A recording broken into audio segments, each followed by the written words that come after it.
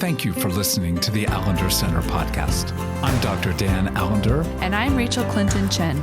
We're fiercely committed to providing hope and healing to a fragmented world. And restoration for the heart. Thank you for joining us. Let's get this conversation started.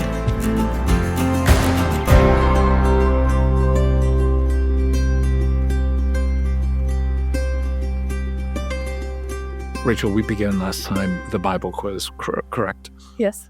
and you did pretty well. I got at a the 50 beginning. out of 100. You did really well. So again, you know that we talk about two kinds of revelation. General revelation, which is often what we refer to as nature, and then special revelation, the Word of God. So I gave you a test with regard to special revelation. Are you ready for one for general revelation? Sure, let's do it.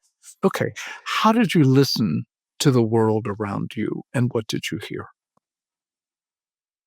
Like since our last conversation? Yeah, absolutely. Okay, every second you take, your grade goes down. So it's I know, graded. but I'm just... I mean, honestly, I also have a lot of empathetic gifts because of the way God wired me and made me. I'm just a very sensitive human being.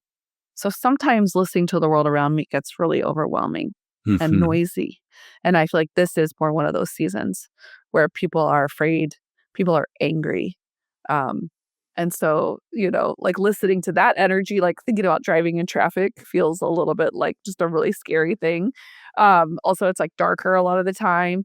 And this is the season of death and decay for a lot of creation, of shedding, of kind of making space for the cold. And so I actually love like fall and Advent are my favorite seasons. So I'm not opposed to it, but it is a different kind of invitation of vulnerability in a season where I feel like I actually need to be well defended.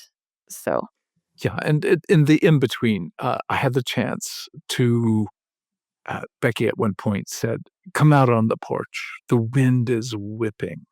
And there was enough rain, but not, again, the down, more the side rain that's just fine, feels cold. And she's like, come, stay outside with me. And I'm like, I'm in my pajamas. I don't want them to get wet. It's like, they'll dry. So I went out and again, that sense of we are so small, even in the presence of a moderately blowing wind. And that sensibility of the arousal, the pleasure, but also the, oh my gosh, what if this were 20 miles more per hour? It would be somewhat dangerous to be outside. So that was my moment of being able to go, oh, there's so much to be heard. But also, we're going to step into a second category, and that is so much to be seen. So I'm going to read from the NIV, John 1, starting in verse 4. A longer passage, but again, one that it's so rich that all I can say is get a cup of coffee, some hot chocolate, maybe some marshmallows, and just enjoy the richness of this passage. In him was life, and life was the light of mankind. The light shines in the darkness, and the darkness has not overcome it. There was a man sent from God whose name was John. He came as a witness to testify concerning that light, so that through him all might believe. He himself was not the light. He came only as a witness to the light. The true light that gives light to everyone was coming into the world. He was in the world. And though the world was made through him, the world did not recognize him. He came to that which was his own, but his own did not receive him. Yet to all who did receive him, to those who believed in his name, he gave the right to become children of God, children born not of natural descent, nor of human decision, or a husband's will, but born of God. The Word became flesh and made his dwelling among us. We have seen his glory, the glory of the one and only Son who came from the Father, full of grace and truth. Again, if we were wise, I think we'd read it one or two more times, but we'll talk a little bit before we end and read one more verse. So, what do you do with the fact that the light reveals can't be overcome by darkness, but apparently nobody sees the light? Well, it actually feels very apropos for what I experience in our world right now, in heartbreaking and infuriating and sickening ways. And I include myself in that often. So that's not I mean, it is an indictment against people who claim to know God and claim to walk in the light and yet bear nothing or very little of the fruit of the Spirit, but not one without profound humility, to include myself. And so in some ways it feels like, as much as I'm like, what do I do with that? It feels familiar. And yet, I mean, I always linger and get stuck at, and the Word became flesh and lived among us, and is still among us. There's something in me that still holds hope that we will see more clearly and more fully. Well, I think how many times I think that by studying something, by thinking about something, I should understand it. And the idea of, well, just turn the light on. And yes, literal light, but also metaphorical. Just more information will be enough. If we only know more, then we will do right. And that assumption does not address this heartbreaking portion of the passage. And that is the Creator, the one who all praise, honor, and glory is due, isn't even recognized. I mean, most of us know very recognizable human beings who are celebrities. And if we were to encounter them on the street, we'd have that, oh my gosh, there's whatever. And then you go, whatever celebrity might move you. How about the Creator? Um, would that not take your breath away? Like, oh my gosh, there's God. Well, um, apparently, uh, John is trying to say, not just from the standpoint of the incarnation, but literally looking at the reality of what the Word, Jesus, is seen and then not seen, ignored, denied. And in some ways, we can make, I think, this extrapolation that sometimes the most obtuse people are those who are religious, who think they see, don't see, but in their presumption, think that they're the only ones who see. Mhm. And when that becomes the case, there's nothing that blinds the human heart more than arrogance or any form of dogmatism. Mhm. So I, at least as we talk about the world we're in, there feels like this massive spell, blindness that uh, celebrates uh, predatory narcissism in our leadership, celebrates the kind of violence that is inevitable, past, present, and future. And you go, how did that not get seen? And again, I'm not trying to relitigate the past election or anything that will go ahead, other than to say, do we have eyes to see, knowing what will come? And blindness, at least in this case, is chosen. I refuse to see Jesus, the Word, being present calling forth for a very different way of exposing darkness through the power of light. Mm. Yeah, and I mean, part of why Jesus' own people didn't recognize him and see him is because he broke all kinds of boundaries of what they understood. And in some ways, because of the laws given to them of what was pure and impure and who God would be associating with, what the rules of power and hierarchy in society were, and how Jesus wasn't interested. And also this interplay with power.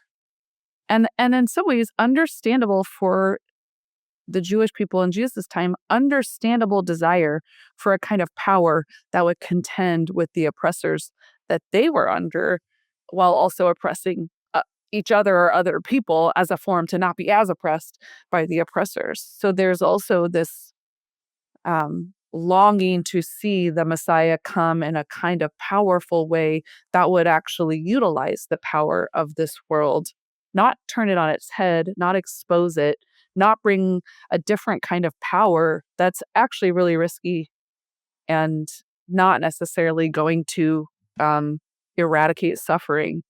Um, and so, yeah, like it's a it's a light that comes in a different kind of power. And we talk a lot about the power of vulnerability, which is sometimes easy to talk about when you don't have to face as many vulnerabilities as others. So it's not a glorification of suffering. It's actually an indictment on power of this Mhm. world and the misuse and abuse and exploitation of power. And so, yeah, in some ways, this sense of the word, the light being full of grace and truth. Like that's a very beautiful and powerful pairing that I think many of us could say, "Oh, yes, I love grace and truth." Yeah, well, there's a cost, and again, let's just remind us that Jesus disrupted Sabbath, and Sabbath was a central community-built structure following the fourth commandment. When Jesus disrupts Sabbath or the way it was practiced, he's dealing with the systemic structure of how a people would identify themselves. So the moment you create a disruption in identity, you there's going to be both pushback, but not curiosity. Mm, Not a what's the light doing here? What am I seeing now that I didn't see before? mm, And then not just disruption of Sabbath, but disruption of circumcision. So we're talking about disruption of rituals, of mhm, patriarchy, mhm, disruption of the nature of identity. So that the fact that the people of God didn't want to see and didn't see the Creator disrupting, not controverting, but redefining what Sabbath is, redefining what a circumcised heart is. And so entering into the reality of Christmas is at least what we're trying to knock on the door is to say, what religious, what political, what financial, what economic, what justice systems have you presumed to be good and true that this baby is messing with? And mm, that light is a light that is going to cost every one of us to begin to ponder and also to know I don't have much of an answer. I just know that empire, that is structures and systems that demand compliance, and if there's failure, will almost inevitably involve exile. You will be sent away from the tribe if you begin to see in a new light realities that your peers, sometimes your spouse, your friends, see in a radically different way. Now we're in that point of going, do I really want Christmas? Do I really want a savior that disrupts and bears sufficient humility to not demand, Mm. hey, by the way, I am God. You hear me. Again, if we come back to this category, which we'll be talking about a lot this year, Jesus couldn't be any further from the narcissistic structure of many leaders. He's not demanding that you see him. He's simply the light that if you wish to see, you will see things you don't want to see, but you will see what you most desire, which, again, opens up a sort of befuddling, what did he just say? I don't think he made a lot of sense. So make sense of what I didn't make sense of.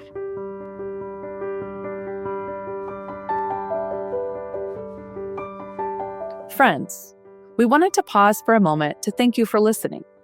Your presence here truly matters. We hope that the conversations we share with you here on the Allender Center Podcast touch your heart and spark a sense of hope within you.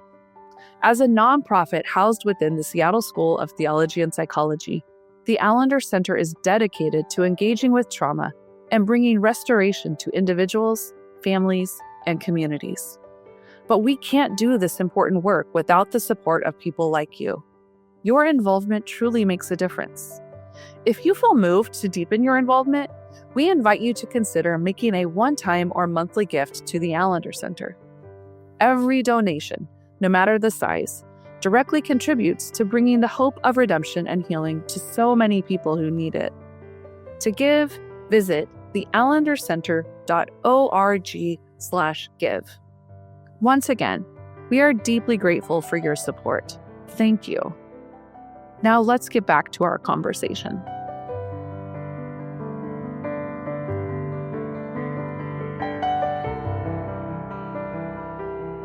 Honestly, where my brain was going is like, oh yeah, and Jesus doesn't come in a way that also demands control. And I was mostly where I went was how much I am being confronted in this particular Advent season of my own understandable, and I have a lot of compassion about this, but my own need for control in order to feel safe. And having a toddler who's very strong-willed, and basically anything I say, it's just like, whatever. Whether it's, please don't jump off of that really tall playground structure because you will die, or, you have to get dressed because it's 30 degrees outside and you can't go outside in your diaper. Like, just where every really good form of containment is like, it's not just like, oh, I need you to comply to everything I say. It's like, if you don't listen, surely you will die. And just how quick my movement to try to like get her to safety or get her to go. So I'm thinking about how even God's desire to bring salvation, to bring goodness, to invite goodness. Like if I was God, 100%, I would be like, and you're going to do this. And you have 3 choices and you have 2 minutes to do. So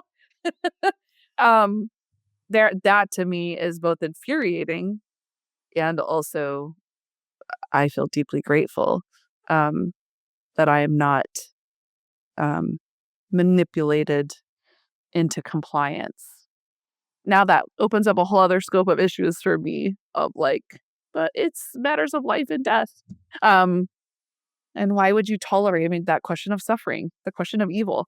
Why would you tolerate so much? Why can't you just puppet master Oh God. things? So it's not like it's not an easy answer, but there is something when I think about the intersection of grace and truth and the light that comes that can't be overcome. It can't be overcome. Yeah, it is so hopeful and yet so mysterious. How is he not recognized? How is it? And I'm sure there are some who hear this from the standpoint of talking about the so-called unbeliever. And at one level, I am, but even more so, how is it that we as believers don't see.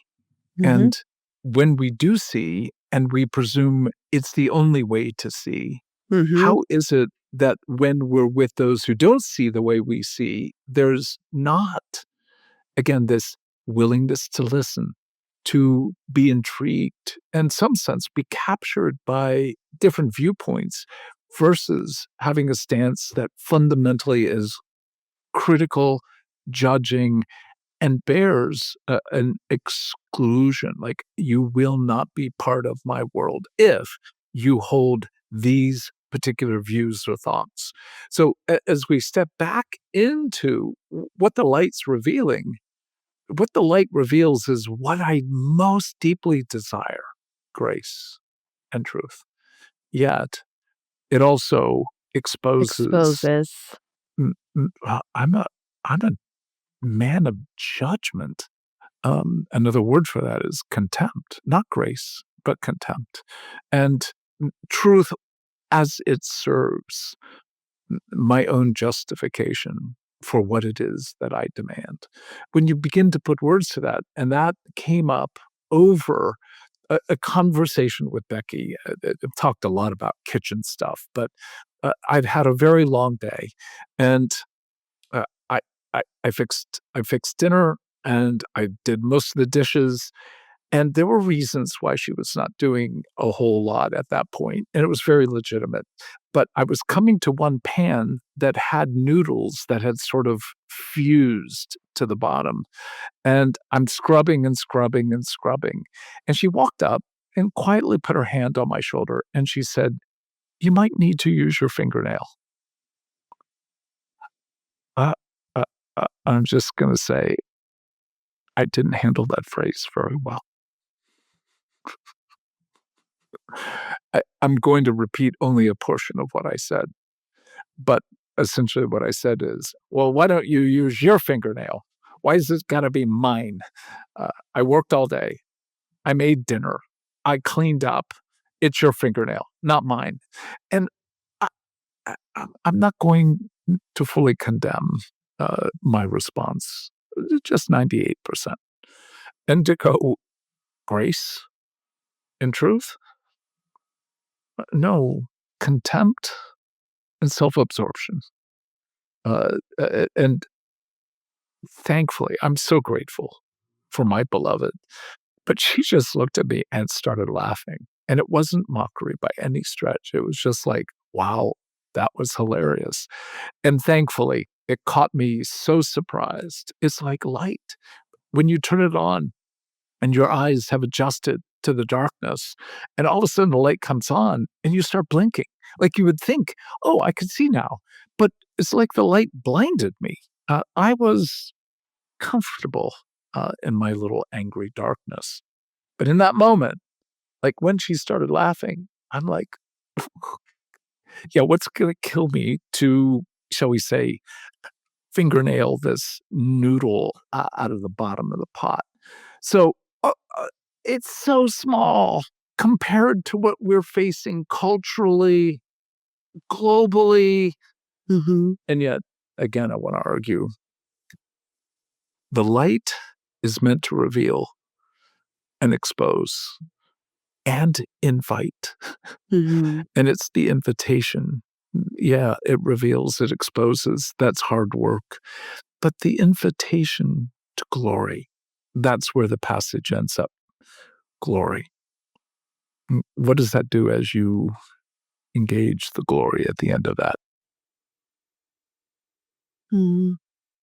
I think I was still sitting with this combination of grace and truth because I was thinking about what it means to be exposed, like, especially in places where we actually have a false sense of light or a false sense of the word, um, or a false sense of even our stories and how, I think about the story of this nation and wicked systems of power, whether it's racism or, um, you know, greed or capitalism in a way that's actually idolatrous or, um, yeah, just all the things that are in our midst and how, um, Like, we actually can't bear the truth, and in part, it's because we don't actually have enough experiences of grace.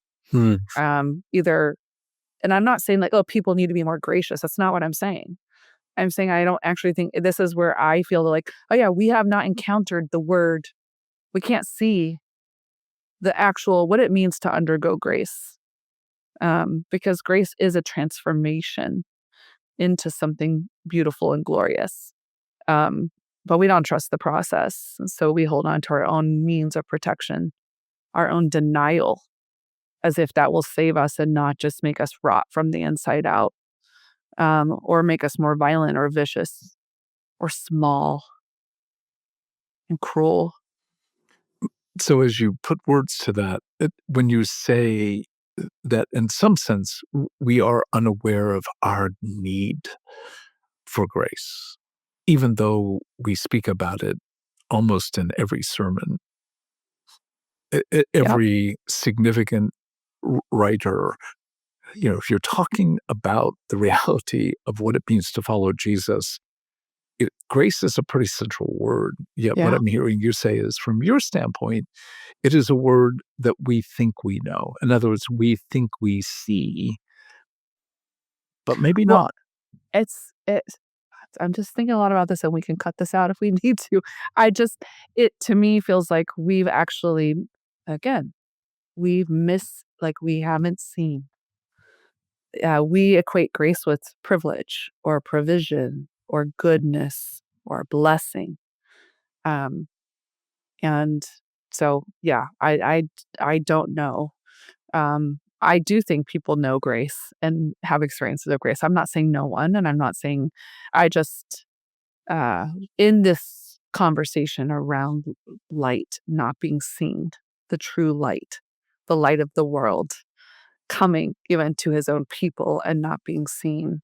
But to those who do see, get to become children of God and are given power, this power to become children of God. So, um, I know for myself in the places where I've truly undergone grace is actually a kind of restorative justice. Mm. It's usually been a lot of lament. It's been massive disorientation and reorientation of the story. It's been confronting ways I've been complicit in profound harm or ways that I have actually sought to save my life by being careless or um, callous about the lives of others. Like, I don't actually understand God's economy. Mhm. Take that into my struggle with the pot. Oh, I mean, Becky's laughter is a profound form of grace. Her in some ways that it's not mockery, but a kind of surprise and disruption. Because it's exposing of like, you are being ridiculous. But also, I honor that you're tired. I'm sure she was thinking, do you know how many times I've had to do all these things multiple Oh. days in a row? And like how many times I've had to use my finger, even at the midst of those days, to like, some sense of like, you do need more resilience. I'm thinking of the amount of times people in my life who have much more resilience than me, have been very gracious and saying, you need more, like, it's going to be okay. But you need more resilience. And there's mercy for you. And the truth is you need more resilience. And also, like, let me help you in this moment. Do you see it? I think it's a generous way to interpret that, and that is, like, even as you're talking, I'm grateful that people can't generally see us as we're doing this, but, like, I felt exposed, and I Mm, zipped up my oh my god, like, oh, but it's exactly what I know her body and heart is suffering. Like, we've been married near 48 years. mhm, How many nights have you actually scraped off the noodles? Probably could be counted on one or two hands. All that to be able to come back to offer truth without grace almost always is a form of cruelty, great. a way of judging. But truth without mercy, as cruel as it will be, mercy without truth is just another form of deep self-absorption, a kind Mm, of like, mm. the gospel is me. The gospel's for me. I get to go to heaven. My sins are forgiven. I get to go to heaven. And I'm going to tell you all the good news. And they go, oh, wait a minute. Your good news is so conditioned by the privileges that you have in this world. You can't separate the high middle class life you have with the wonder of what grace has brought. So, what does it mean to again come back into the realm of being able to see what you were talking about as a restorative justice, a restorative orientation that is not what we normally think of as the word mercy? I don't know. Like, that's where I don't know if I'm the right person to be talking about this because, I mean, because I flip between the binaries, right? Of like, I just want to be merciful. And in some ways, I've been so conditioned, like, in some ways, be merciful to the bully, um, to not, to not disrupt the powerful, maintain the status quo. And yet, and then, or I want to be so violent. Again, that control. I want to be violent. I want you to feel shame. I want you to feel the contempt because I know that will change you if you just feel it enough. Um, and that's all understandable. Like, I actually have deep understanding. So I think it's the place that says it doesn't have to be this way. There is another way possible. It will not be without cost. It will not be without suffering. And it will not be without revelatory truth that will change you, but set you free Yeah. and grow your heart. Well, and for me, I've been pondering this. It's coming to name the reality that hate and deceit and mockery has become the lingua franca of our day. It's become Mm, our language, mm, and we are in it, whether you see it through road rage or whether you see it through electoral processes. So I've come to be able to name for me that hating seems to be the new sign of integrity. mm, And in some ways, believing lies has become the new sign of wisdom. mm. And that mockery that has become the signature of being able to belong and to be able to Wow. go, wait a minute, I know that I struggle with hatred and deceit and mockery. This is not a condemnation of a group of people. I have to begin to look at, why do I hate certain political processes and parties, persons? Why do I believe in some ways my bubble's version of the truth? And why am I apt, even quietly or in private settings, mocking? So I've got to begin to engage with the light. The light needs to reveal that hatred is not integrity, that Mm, lies are not wisdom, that mm, mockery is not the means by which to belong, and if it is not a community worthy of your soul. So those are the realities in which I want to have the playground of where the light shines and begins to say, you actually could become more a man of love, more a man oh, of truth, more a man of honor and blessing, rather than hatred, deceit, or indeed mockery. So as we celebrate the coming of Jesus, we also celebrate, in many ways, the destruction of all kingdoms and all systems that are not of his. we throw in an amen.